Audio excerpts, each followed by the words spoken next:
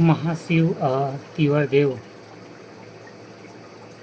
नटराज नटराज प्रथम के पश्चात उसका पुत्र तिवरदेव गद्दी पर बैठा। 3 ताम्रपत्रों द्वारा उसके शासनकाल की पुष्टि होती है। महाशिव तिवरदेव के रूप में वर्णन ताम्रपत्रों में हुआ, जबकि मुद्रा में तिवरदेव लिखा हुआ है। अभिलेख के पश्चात जोड़ी गई पांडुलिपियों से नाम से पूर्व महा लगाने की परंपरा सरकपुरियों में ली थी। तिवरदेव से यह प्रारंभ हुआ कि राजधिराज तथा अधिराज की उपाधि नटदेव की थी। आरंग शिलालेख इससे स्पष्ट होता है कि तिवरदेव संप्रभु था, उसका कोई स्वामी नहीं था। राजा की मुद्रा में उसे कोषाधिपति के रूप में प्रस्तुत किया गया है। इंद्रबल के काल में जो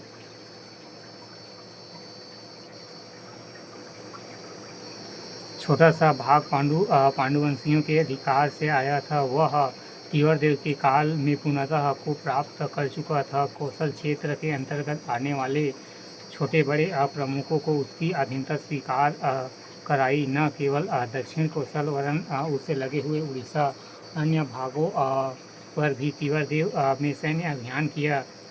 नंतराज द्वितीय के अर्भार ताम्रपत्र से ज्ञात होता है कि उसके पिता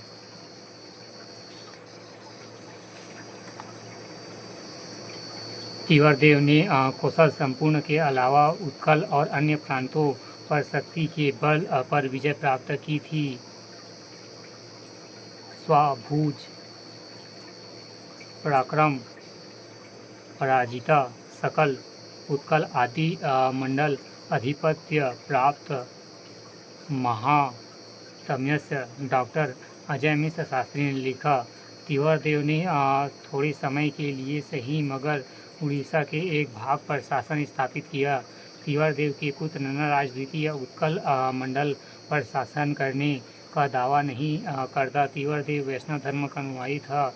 अपनी राजमुद्रा में भी गरुण उत्कीर्ण करवाया था। तिवरदेव ने बुरा ताम्रपत्र रायगढ़ जिले के बोंडा ग्राम में 1958 ईस्वी को प्राप्त राजा का गौरवगान करते हुए पंच महाशब्द की उपाधि प्राप्त शासकों द्वारा चरणों में लौटते पोटते बतलाया गया है। पंच महाशब्द में सम्मिलित महाप्रतिहारा पिता महासंधि विग्रह महाविश्वशाला महाभंडागार महासाधन भाग का बोध होता है। कल्हण की राजतरंगिणी देखो। तिवरदेव की एक पुत्री थी जिसका विवाह नन्नाराज से हुआ था। संयोग है कि पुत्र और दामान दोनों का नाम नन्नाराज था। नन्नाराज दामान को तिवरदेव ने पंच महाशब्द की उपाधि दे दी थी। तिवरदेव विष्णु कुंडी माधववर्मन प्रथम से युद्ध कराते मारा गया। लगभग 565 ईस्वी नन्नाराज द्वितीय प्रभात ताम्रपत्र की प्राप्ति से पूर्व तक यह धारण की थी कि तिवरदेव पुत्र विहीन था। उसकी मृत्यु के पश्चात उसका भाई चंद्रगुप्त पांडु वंश का उत्तराधिकारी हुआ। अर्भार ताम्रपत्र से ज्ञात हुआ कि नन्नाराज तिवरदेव का पुत्र था और अपने दादा के नाम नन्नाराज को अपनाने के कारण नन्नाराज द्वितीय के रूप में जाना गया। डॉक्टर श्याम कुमार पांडे के अनुसार तिवरदेव का एक पुत्र भी था जिसका नाम नंदराज था। पितामह के नाम पर इसका नाम भी नन्हराज रखा गया।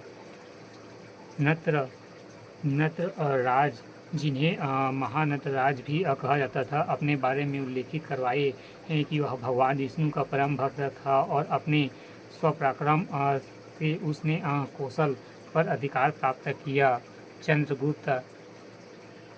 चंद्रगुप्त महाशिवगुप्त तिवरदेव का छोटा भाई।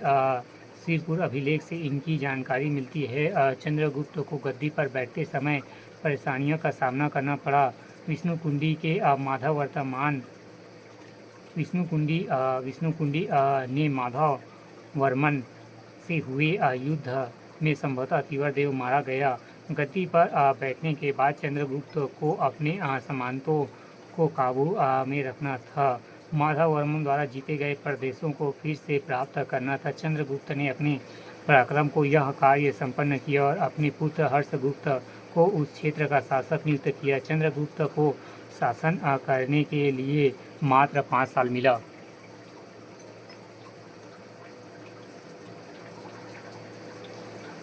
चंद्रगुप्त के पश्चात उसका पुत्र हर्षगुप्त शासक हुआ। हर्षदेव के रूप में भी उसका उल्लेख हुआ है।